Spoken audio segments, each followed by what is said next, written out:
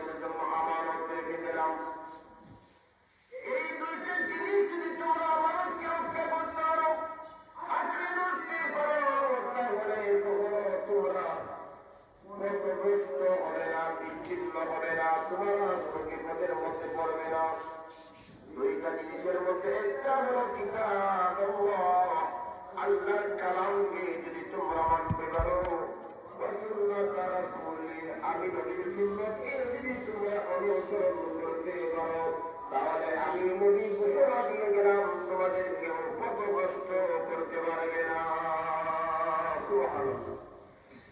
রাসূলের এই আয়াত এবং এই হাদিসের মূল কথা হলো আল্লাহ এবং রাসূলের আনুগত্য করতে হবে।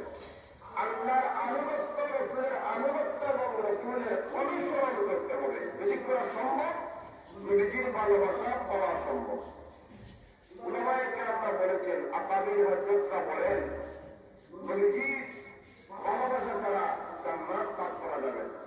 নবীজিকে ঈমান পরিপূর্ণ হবে না, আর ঈমান পরিপূর্ণ না হলে জান্নাত লাভ করা যাবে না। এজন্য হাদিসে মধ্যে আছে, রাসূল বলেন, লা ইউমিনু আহাদুকুম হাত্তা ইয়াকুনা আহাব্বা ইলাইহি মিন ওয়ালিদিহি ওয়া ওয়ালাদিহি ওয়ান নাসি আজমাঈন।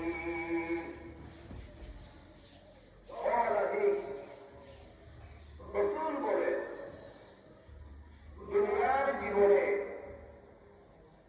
তোমার মা বাবা, সন্তান সন্ততি, স্ত্রী পুত্র, বন্ধু বান্ধব, দুনিয়ার যা কিছু আছে সব কিছু থেকে যদি আমি রাসূলকে যদি ভালোবাসতে না পারো, মা বাবা, সন্তান সন্ততি সবার চাইতে যদি আমি রাসূলকে মহব্বত করতে না পারো, তাহলে তোমার ঈমান পরিপূর্ণ হবে না। উমর ইবনে খাত্তাব রাদিয়াল্লাহু তাআলা থেকে বর্ণিত, উমর একদিন রাসূলের সামনে বসে, রাসূল বলেছেন, এই ব্যক্তি আমি রাসূলকে মহব্বত না করবে, সে ঈমানদার হতে পারে। উমর ইবনে খাত্তাব বলেছেন, আমি আপনাকে ভালোবাসি, দুনিয়ার সম্পদের চাইতে আপনি রাসূলকে ভালোবাসি, তবে আমার থেকে এবং আমার জান থেকে বেশি নয়। সাহাবারা যা বলতেন সত্য বলতেন, যা তার মনের মধ্যে আসছে এটাই বলছে, বিদ্যে লোকেরা বলছে।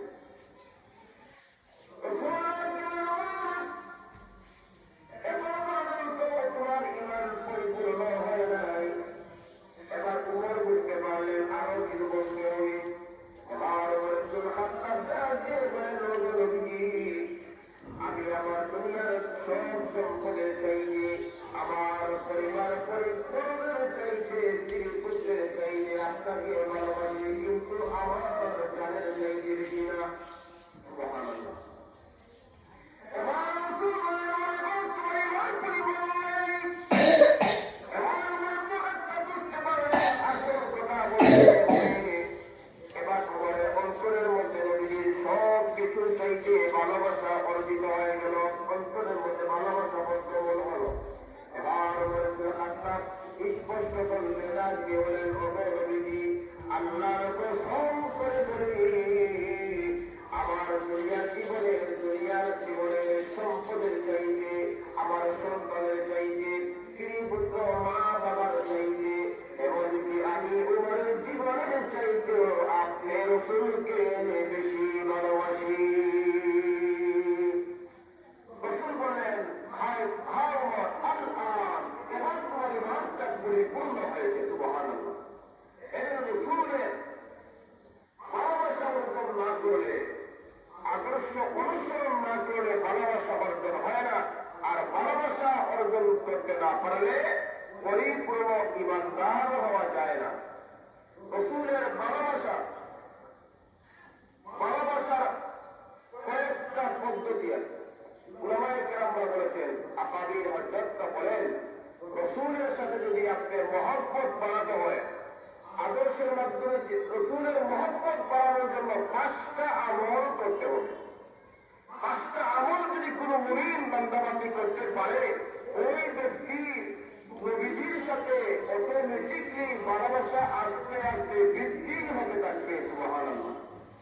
একটা জিনিস কি আমাদের শোনা দরকার, জানা দরকার, আমল ও করার দরকার। এক নম্বর হলো